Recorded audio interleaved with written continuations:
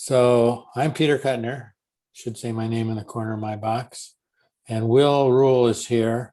And Tom Chung hopefully will join us as people who've more recently gone through the process and can help in some of these questions and can jump in to make emphasis on some of this. I'm going to walk through the PowerPoint show that the AIA has developed.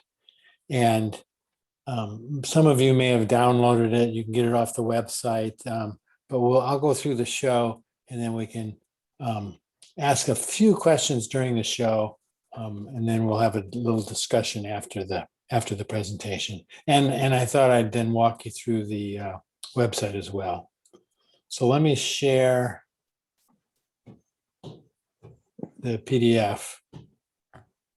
So this is a PDF that you can download off the website from AIA.org and the College of Fellows, but I'll just walk through it. I'll apologize in advance. It's a little repetitious on some things like being clear and to the point and some things like that, which I like to think everybody knows, but I guess it's worth making the point a few times. So it's going to be an overview of kind of the program, then the dates that we have to comply with, and then we'll walk through the submission sections, the objects, talk a little bit about the jury, and then there's some resources on the website that you may or may not be familiar with. So the College of Fellows, if you're at the wrong meeting, is about the Modern College was started back in 1952. Actually, they called people fellows in the AIA way back in the beginning, and the term has gone back and forth. But it's about 2% of the members get elected to fellowship and are elevated, as the terminology goes. But it's an honor, and architects who've worked hard have a passion for design and architecture and the building industry, and who've sort of worked hard to help others by their either example or specific work are elevated. So this is AIA's version of the kind of mission of the College of Fellows. So part of it's just sharing interest among fellows. It's a good network of people. We want to promote the AIA itself, but the key things here are advancing the profession, mentoring young architects, and being of increasing service to society. So there's a series of programs you may or may not be familiar with that the College of Fellows does do, particularly in supporting mentoring young architects. There's a number of chapter by chapter and region by region mentoring programs. There's a couple national mentoring programs. We also do the Young Architects Awards program. We jury the program, and we give stipends to the people. We also give 20 or 30 grants a year to chapters for programs associated with young professionals, emerging professionals. And we also try to promote research in advancing the profession of architecture. So we give the La Trobe Prize out, and we get involved in the Upjohn Research Awards. This is the sort of the competition here. Last year, there were 239 candidates, and about 42% were elevated. It's a little bit on the low end, but sometimes it's been as high as 50%. So getting nominated is part of the trick. So it's a pretty good crew of candidates already. So it's not as if it's just 1 out of 100 get elevated as far as the submissions go. So you're already sort of in the 40 to 50% possibility range. And most people get elevated in their first year that they submit if they're going to get elevated. But it continues, and these numbers get smaller, but that's just as a percentage of the group. Their odds of getting elected are still pretty much just as good as they were the first year. Jury changes, people change, and you can go with your submission. And if you're familiar with the objects, object number one is design, and about a quarter of the people there. Far and away, the biggest object is object two, which has been practice and teaching. And so more than half the people are in that category, and more than half the awards are given in that category.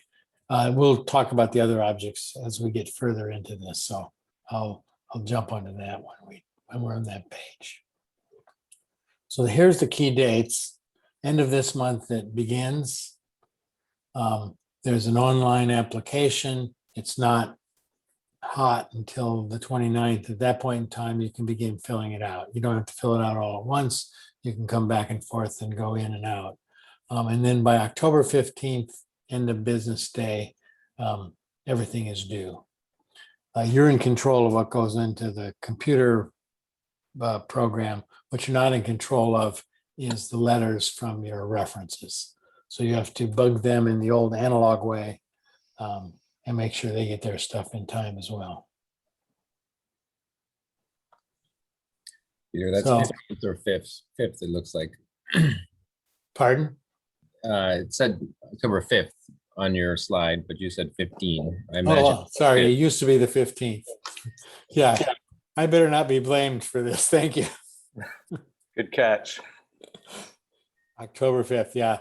I don't know why it's earlier, but maybe the jury needed a little more time.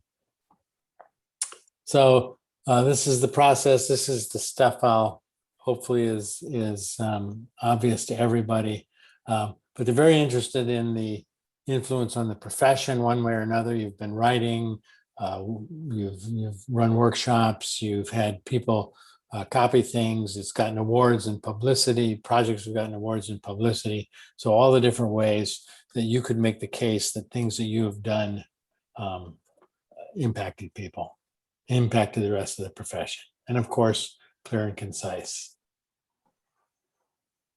So the submission tips, you pretty much in this order talk about who you are, a little statement, and it builds, and you'll see in a minute as you go from the kind of submission statement to the submission page to whatever.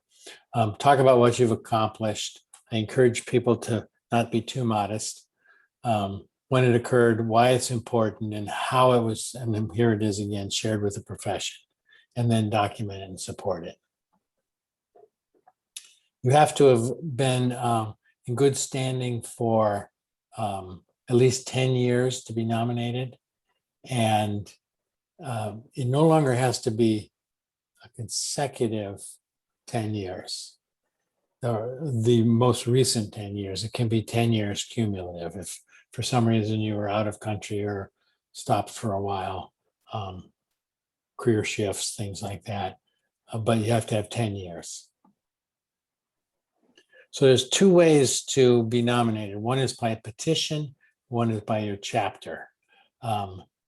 Petition of individual fellows is either 10 AIA members or 5 FAI members. So if you get 5 fellows or just 10 members, the other is your chapter. If they have a honors and awards committee or a fellows committee, they would nominate you under the signature of the whole chapter. I think there's really two reasons here. A lot of people and people struggle in very small chapters or sparsely populated parts of the country to get a nomination from their chapter. At the same time, it's sometimes hard to even have 5 fellows in some states. And so the petition by individual members is the alternative way to do it. The big chapters all have honors and awards committees and nominate people and what have you. There's some people feel that the chapter resolution is an advantage. And so we have that ability to do it here, since we do have an honors and awards committee and the College of Fellows committee. And so we can do we can give you the kind of chapter letter. And these are the parts. It starts with the a statement of who you are and a one-page summary of you and a letter from your sponsor. So together you are summarizing your work, and we'll come back to the characteristics of a sponsor later. Then section 2, which is the first of the sort of meatier sections, is your significant work, your honors and awards, and your publications. And so for all practical purposes, it's a bio, and frequently in list form, whereas the summary of achievements is often in prose form. And you can go online in your object, in your category, and see some examples of that. Then section 3 is your projects. And I'm forgetting the number, I think it's at least 5 projects. And it depends on what category you're in, whether it's design or practice or teaching. Each of those might have a different kind of exhibit. So they may all be buildings, projects of your own. They may be projects your students did, and you make the case for how you influenced them. They may be workshops for community meetings you had, and that you've somehow documented these community meetings. So those are the exhibits. Somebody has to sign off on every one that you were involved and you did what you claimed you did. Sometimes it's might have been a partner in charge. If you were the partner in charge, it might have been one of your partners, or it might have been a client. And then there are 7 confidential reference letters, which are sent in by each individual letter writer direct to the AIA, so that the AIA can be convinced that you haven't seen it or influenced their reference. I'm assuming you'll ask people who will write good letters. Strong and clear will happen through here, being well organized. You got a 40-page limit. It's 8.5 by 11. We were requiring for a year required landscape format, but there was a lot of pushback. So it's recommended that everybody will look at these on screen. So landscape makes a lot more sense. Font size minimum, this is pretty much like any RFP. And then the summary statement is the kind of thing that everybody will read this. Different jurors will read you to a different level of detail. So the summary page is an important page to tell the kind of story you walk away with. They do like high quality images. I think it pops up again in here later. I think what the people who are most successful have tended to manipulate those images to the sense that they've done page layouts. You'll start seeing some full page images of projects, but also a page that might integrate a site plan, an elevation, and some text or a quote or something from the client. But they want you to show some kind of result in leadership. So the sponsor needs to be an FAIA or AIA member who's going to test to who you are, knows you well, and they tend to be fellows. The jury does evaluate the letters as well as the body of it. But they are going to be the ones that sort of sit down and walk you through it. You sort of bash ideas back and forth. The biggest responsibility that they have, the time sink, is keeping track of your letter writers, reminding them, feeding them, information on what your position is going to be, and making sure it happens. They of course have to write their own letters, but their letter is a little different because they're going to talk about you and your strategy and your submission, versus the others will talk about their relationship with you and how they've worked with you. Apparently they're saying not someone from your own firm, although mine was someone from my own firm, and I've done a couple of people from our firm. So that I don't think that's automatic, but seems to have pooled. A lot of the things here are things they got from the jury. They survey the jury at the end of each year and ask them questions. So if something shows up like that, it probably came from the jury. You can sponsor more than one candidate, but you need to make sure you have a very different voice for each one. You're not a form letter.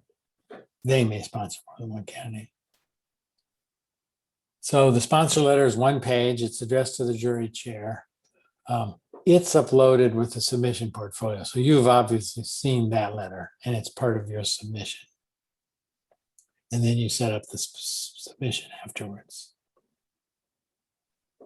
So section 1 then focuses what they're explaining you should do. Everybody writes like the 35-word document that's you. And one of the biggest mistakes people made is to show themselves a special general, really successful generalist. Their points are all over the place. Their projects are in multiple building types. It's hard to find out where their focus is, what their passion is, and what particular impact they've had.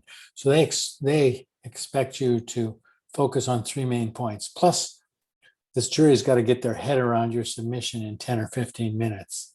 So they need to see these 3 points. So you make a statement with 3 points, and then you expand on them in your summary page. And those 3 points, once you've made them, you need to consistently reinforce them. If you were doing religious architecture and teaching, you need to keep pushing on each of those things as you come through. So articles you wrote, conferences you've spoken at, things like that, shouldn't really be stressed if they were about something else than your 3 main points. And you need to speak to your ripple effect. Later in the exhibits, you'll show that ripple effect a little more. Oh, here's the ripple effect. I don't know where the word came from originally, but it's on every 5th slide here. But it's more than your day-to-day. It's programs you've helped with, community programs, you've written articles, you've spoken at Build Boston or Architect ABX or AIA thing, or just community workshops, things like that. And that somehow it's improved the profession. It helps if there's some geographical impact. I tell people when even the reference letters, if you want a letter has moved somewhere else, if somebody went to college with and now they're in another town, if they can speak to the fact that something you did had some influence there or was appreciated there or reprinted in a local periodical or anything like that, it sort of helps give you that aura of a national impact. Not that a regional impact is good too, but just more than your chapter, your local city, what have you.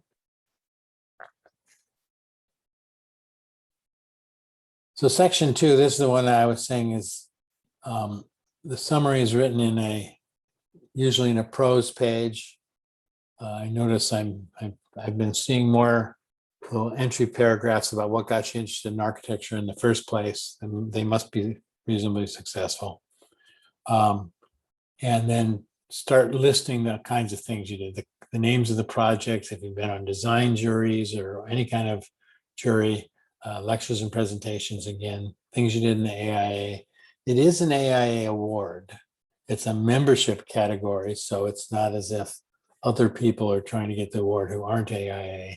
So the AIA does like to see some involvement, but they also, I think, first of all, would like to recognize good design, whether you've been massively involved with AIA or not. They also like to recognize architects who are involved in citizen architect activities, who are in public office, who work for the government, who work for other societal agencies. So on one hand, it's AIA. On the other hand, the AIA is best served if the fellows represent a wider swath of architects than just AIA geeks. They often mention in publications that if you show a page from a magazine about one of your projects or something like that, it's better than just showing a picture and saying something about it, if such a thing exists, because they are not deciding whether they like your design or the design is good. They're deciding whether or not your design for a school has an impact on a community or other people doing schools or something like that. So tips, demonstrate broad influence. I think that's been said several times. Group similar accomplishments together. Yeah, this is a key point. If you're making 3 points and one is about a design approach and another is about community involvement and stuff, keep them together so they're not having to jump around and try and make the case for themselves that these things are all threaded together. Support your case. Time gaps should be explained if you've sort of left the profession for 3 or 4 years or something like that. You would explain it. Well, and I believe divide up different types of awards kind of means identify what kinds they are. Are they design awards? Are they, personal performance kinds of awards, and cluster them in this list. And a lot of people run through a list of articles that you need to be clear which ones you wrote versus which ones were other people talking about you. Both are good. They don't make the distinction, but they'd like to see how that influence is distributed. So this is the projects. There's a minimum of 5 projects to be shown. You need to define what was tricky about it. It's not always obvious just looking at the elevations of a building, the corner shot, what exactly you did that was so above the ordinary. So explain the challenge, explain your role into it, and make sure you talk about how the kind of success that it had. But they do recommend you show them more than just the 5, and 7 seems to be kind of popular. You still have that 40-page limit. So, there's only so much you can do, but you do have to be brave enough to skip projects that you think are awesome, but don't happen to have made the point that you made in your 3 summary points up front. In fact, what's best is a project that kind of hits 2 or 3 of those points all together. They like diagrams added to the images. So, even in hindsight, if you reverse engineer some diagrams, it's helpful to understanding it.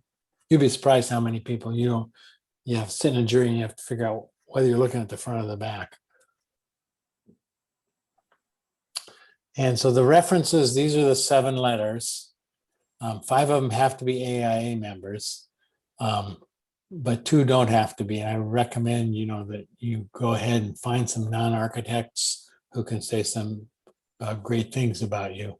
Clients are good candidates for that. Also agency people, if you work with a planning board a lot, or you work with a building department a lot, and you're in a particular submission category, that really helps.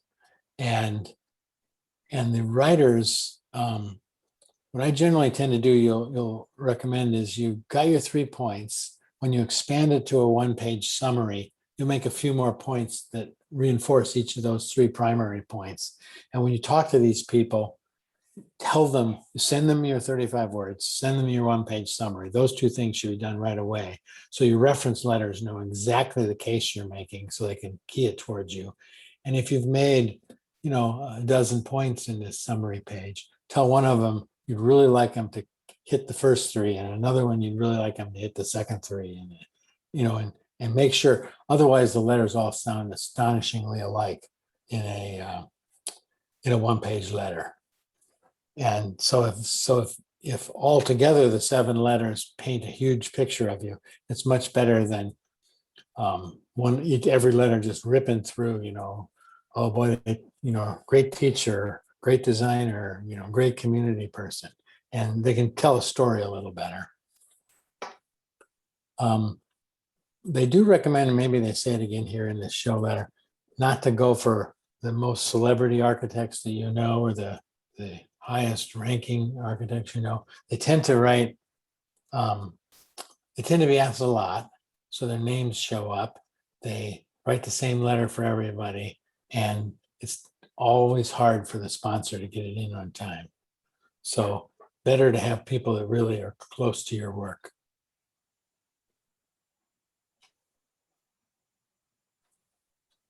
So the application, when you fill out the application, it will send a link. When you identify your writers and give them their email, they'll send the link so that they'll have time to do it. Um, I know of people who've been disqualified because letter writers had trouble connecting, and so they contacted the person and asked about it. So you got to keep hands off pretty much as possible. That's one of the reasons the sponsor does as much reminding as possible. As soon as the letter is received, your sponsor and you will both be notified that the letter is in. So as you get to that last week, you can start sweating the reference letter who's on vacation in Cancun and doesn't seem to be answering their phone. Most people I know have an extra letter writer in their pocket, just in case something crazy like that happens. If you're coming back for a second or third year, your previous letters are just stay in the submission, but you can add, I think, 3 additional letters.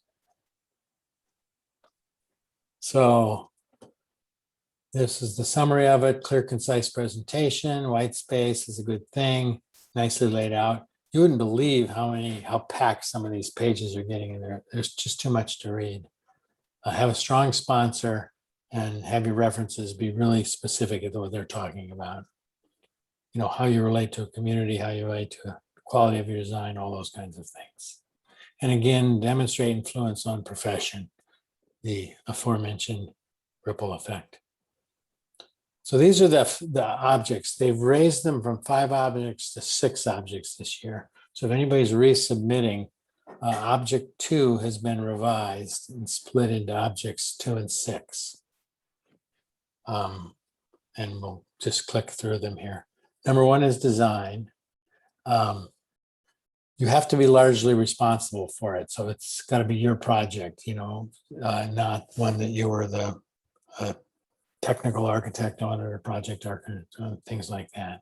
And again, this is where I was saying earlier, the jury's not judging at the design, it's judging on, can you claim some influence that this design has had on other designers or on other agencies or people or institutions.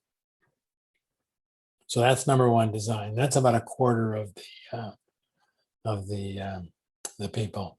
If there's any single thing that sometimes happens when people submit and are not elevated, but then they come back the second year, people often started on design and realized when they evaluated in the end, they were probably better in practice. So that's one thing to evaluate, and that's a little bit of a tough decision. Number 2 is practice. Number 2 used to include teaching and practice in the same category, and then research and writing was added to it. And then practice was subdivided into practice and specialty practice. And then practice was subdivided into management or technical advancement. So it got very cumbersome. So we've split it into 2 different categories. So this is the sort of matter of fact, straightforward practice thing. And the regular practice that was originally here, this is the management. So, it may be management operations. It may be, instituting programs in your firm. It may be changing the way you practice, transition from a for-profit to a nonprofit. Got one a while back. So how you've elevated your firm and how you're influencing others through, you're in the large firm roundtable or the small firms exchange. And so that's very focused on how you run your firm and the way your firm works. The other one that's been mushrooming ever since, sort of sustainable design got really actively endorsed by the AA and things like that, is technical advancement. Envelope design, work in earthquake resistance, in climate change, storm surge, a lot of those kinds of things have been in the technical advancement area. And then specialty practice is now more and more architects that are advising other architects is the biggest group I see there. Or you really focus, if it's a building type, you probably should be in design. But if it's specialty practice, advising people on resilience or things like that, as your full practice, that would be the specialty practice. Third one is led the institute or related organization. So this is obviously the institute is the AIA. Did you have national office? Did you run heavily involved in COAT?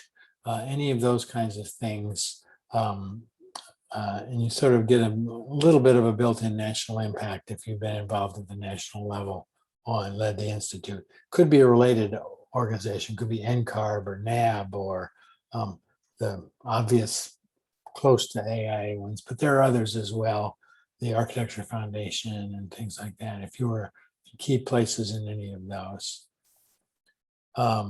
Peter, would this apply to a national organization like the Society of College and University Planners? Yes, yeah, I think so. You could, there's one, just good to society, but I would tend to start here and really make the case for that link between SCUP and AIA and the built environment, obviously. And there are a lot of architects in SCUP, and I think it's kind of well recognized because there are so many joint programs between local chapters and SCUP. So you could technically be in this category as well. Somebody asked me the same question about being heavily involved in learning by design and things like, and there are several of architecture foundations around too that people are involved with. So public service tends to be more government oriented, and that's really the pocket of people who most go into this one. But there are more and more industry organizations like associated with particular building types. I always wondered whether the AIA would consider my work at the University of Massachusetts as a government position, because it is a state university. We are as representative. I think it's okay because all three are collected together here. Yeah, exactly. This is the trickiest part, choosing an object, as far as I'm concerned, because UMass is an agency of DCAM. So in a sense, we are authorized to represent DCAM. Yeah, I think you are. I think you're for. Oh, that's good to know. Thank you, Peter. But you should go online when I'll show you online and look through the other fours.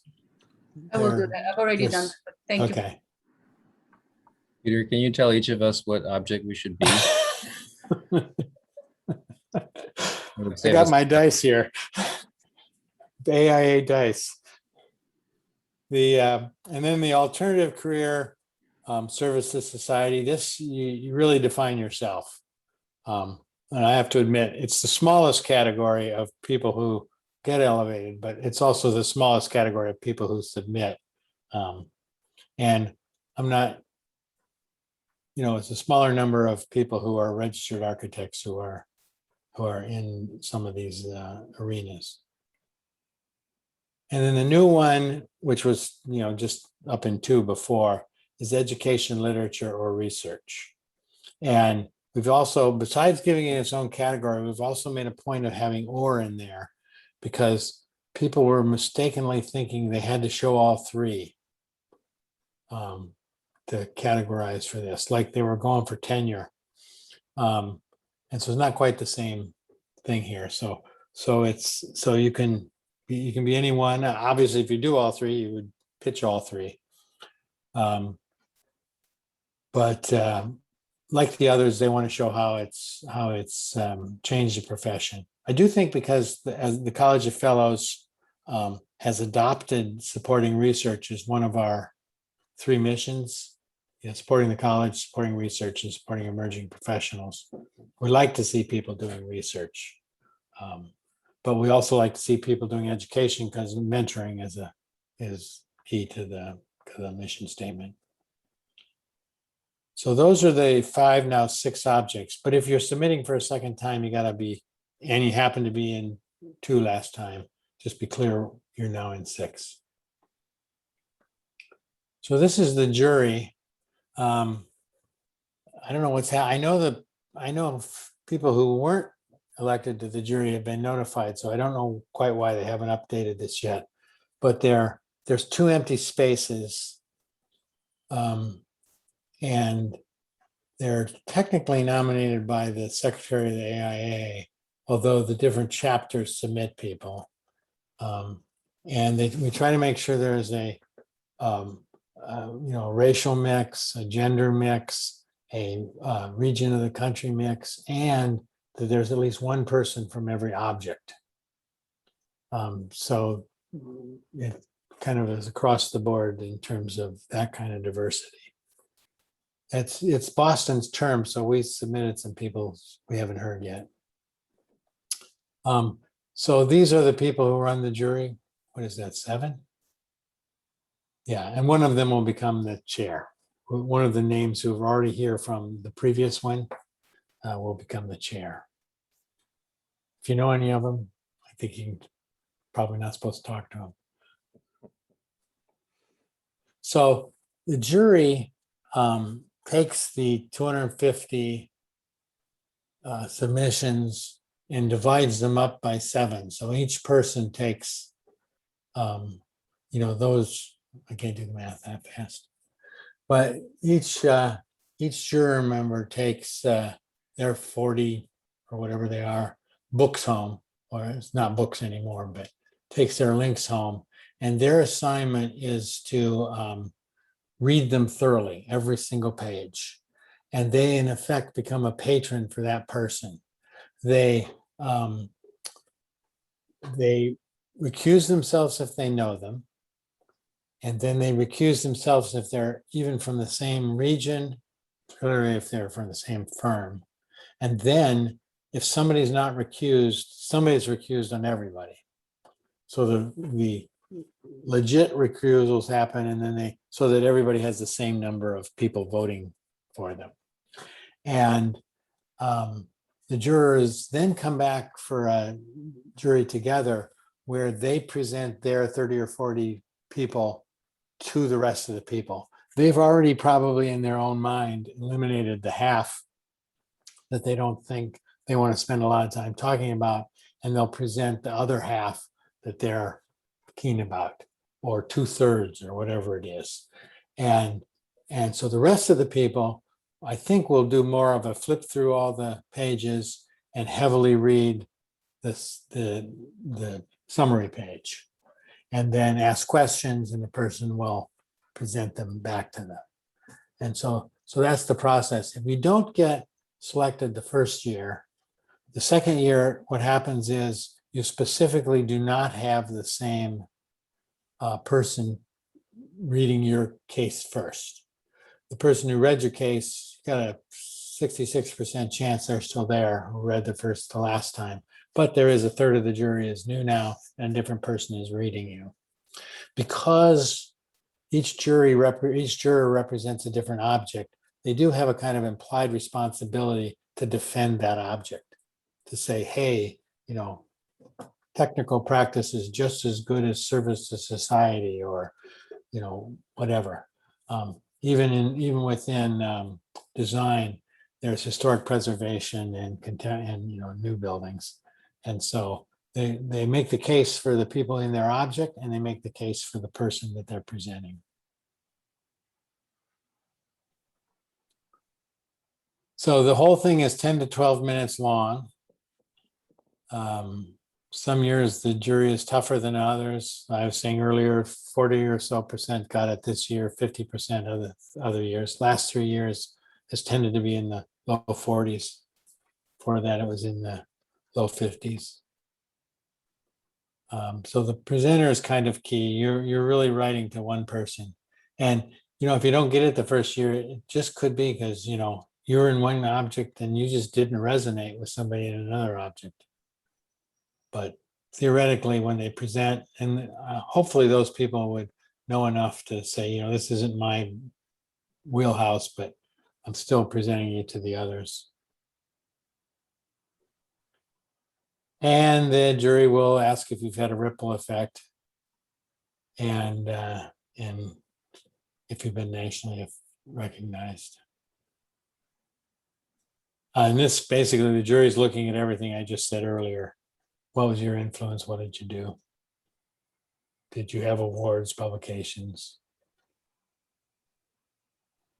And this is all pretty much the same impact, whatever leadership you had in the AIA. So when you go online, these are the resources. If you go to aia.org, there's the frequently asked questions you can download or you can get to. The online submission is there once it turns active. Sample submissions are there, and which are the best examples. So honors and awards is the crew that runs all this. The college itself, actually, other than having this little workshop, we're not allowed to have anything to say in the fellows. It's just once somebody's elevated to fellow, they're sort of handed off to this other club. And the AIA kind of keeps it to their chest and through their honors and awards group in terms of who does it. So, it's a small staff, I think 3 people maybe. But they organize a lot of the juries and things like that. So let me just show you, this is the page in the aia.org when you follow up fellowship. And the schedule's on the right. That email that was in the show is the same email that's here on the contact list on the right. And so they basically go through the eligibility again, go through the submission, list the juror. And so the jurors will be updated as soon as they've been decided. And then the past recipients, examples, and the frequently asked questions. So you notice here, this is the criteria. And then right after the criteria, it goes through the objects again, which are now updated to 6. So that's kind of the overview. If you go to the submission, then takes you straight to the fellowship, this fellowship application. And these give you the examples of people who had good ones for the previous years. I think they just give you 2 or 3 years. And then I believe at the bottom, the PDF I just went through is this click at the very bottom if you want to download the PDF that we just looked at. Third one is nothing more than that same list of jury members and a little bit about applying to serve on the jury. Oh, sorry, past recipients is just the directory of people who made it. And I think they started in 2016 and they're not going backwards. They're just doing the last, each year they're adding the names to it. And then finally, the facts just is a bunch of things about a little bit of an elaboration on the PDF, as well as demographics for the last 2 classes. So that's it. Any questions?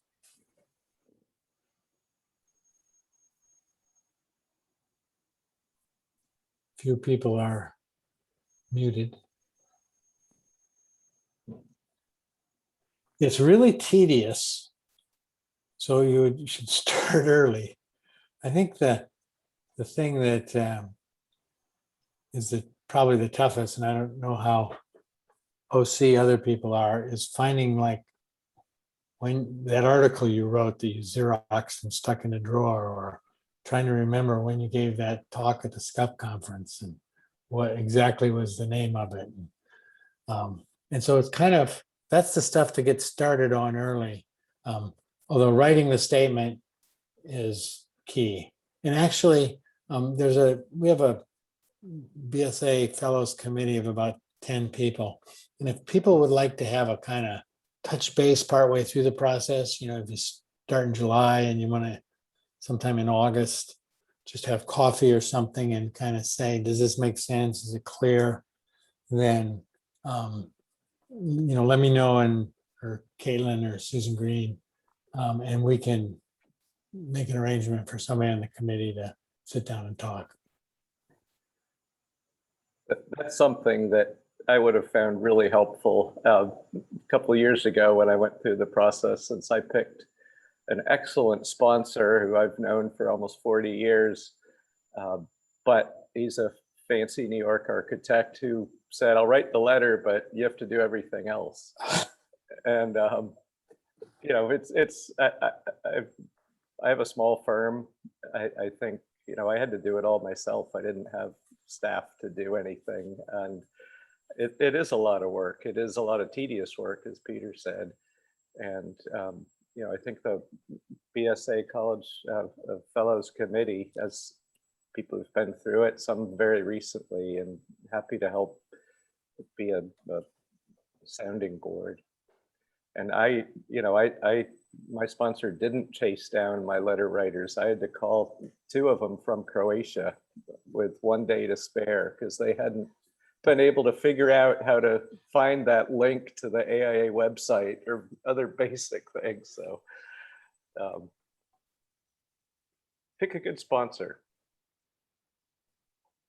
Peter, this is Ellen. Can you explain why they're called objects? What's the significance of that choice of word? I have never known. I always default to category, and then I'm reminded that it's object, but I don't know. It seems quite odd, but I assumed it was some sort of presumptuous ancient thing from like the same era that fellows was a legit word. Peter, I have a question about, I think everybody probably has the most questions about the objects. But I'm thinking about the fact that a lot of us as architects do provide a service, right, to the larger community, and we provide architecture for people to thrive in a number of ways in the buildings that we design for them. And then a number of us also volunteer in a number of different capacities. And so how does one select an object if the overall story is about how we wish to serve, right? Or create spaces for everyone to do their best work in it, right? Or we obviously we teach and we mentor and we do all of these things. And so it's a complicated question, but I'm wondering how one selects an object. So, or to put another way, is it appropriate to actually show architecture in object 6, right? Like physical buildings or like real buildings that we've designed, if the primary story is about our volunteer efforts. Right? Yeah, that is a tough one. And this is a two-sided answer. AIA does like buildings, juries like buildings. They like to see that, you're still practicing. So if you have some that fit the story, that are a community arts center that goes along with some community work that you've done, you should definitely build it. Category 6 frequently has students work. Right. And you have to really then make the case that you didn't just develop this curriculum or this, this class that you were doing, but you engage your students in another way, or you brought community in, or they went out into the community and the class is being replicated somewhere, or it was written about, or you went to SCUP conference and presented it. All those things have to kind of tie together.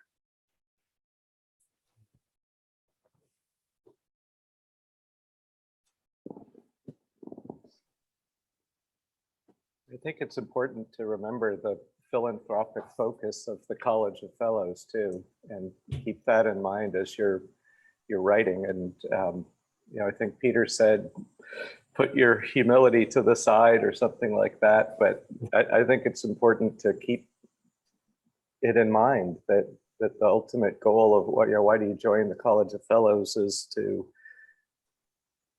do good things for others, make the world a better place, contribute. Yeah, it's not meant to be a retirement prize. No. So I chose object 1 and focused on buildings that I've designed pro bono for nonprofits.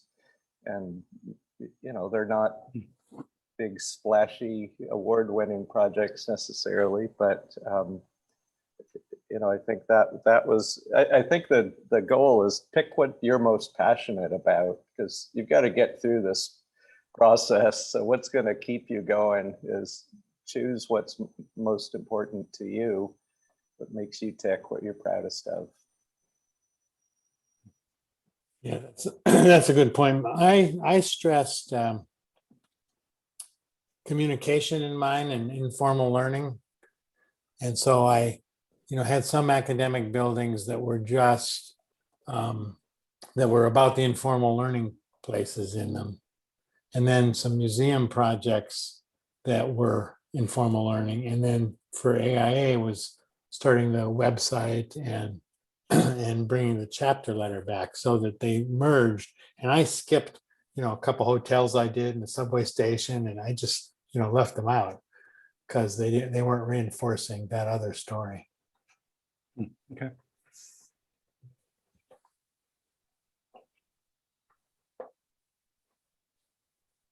But David, I know yours across the board kind of. Yeah. I really like what you said about this is not meant to be a retirement prize. Because just to decide to be even interested in doing this, I had to weigh whether it's worth it. And if this is not a retirement prize, but if it's a springboard to a platform from which you can do more in terms of service, that kind of makes sense to me. So thank you for saying that. Good, good.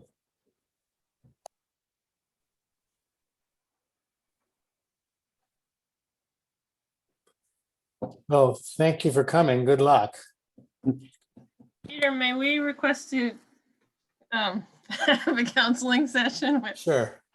sooner rather than later? Yeah. Especially for those of us who don't fit neatly into categories.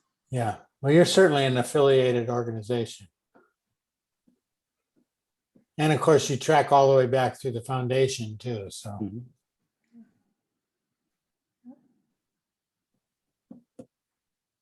And there's the magazine and yeah, the teaching and magazine. all sorts of random And the stuff. initials I can never remember before the foundation.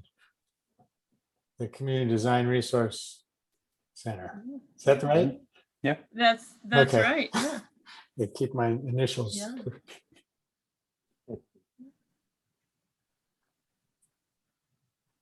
Yeah, no, I can imagine a good argument.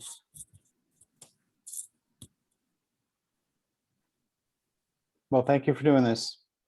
Thank you helpful. very much. I appreciate bet. it, Peter. Thanks, Peter. Thank you very Thanks much. so much. Take care, everybody. Thank you. Thank you. Bye-bye.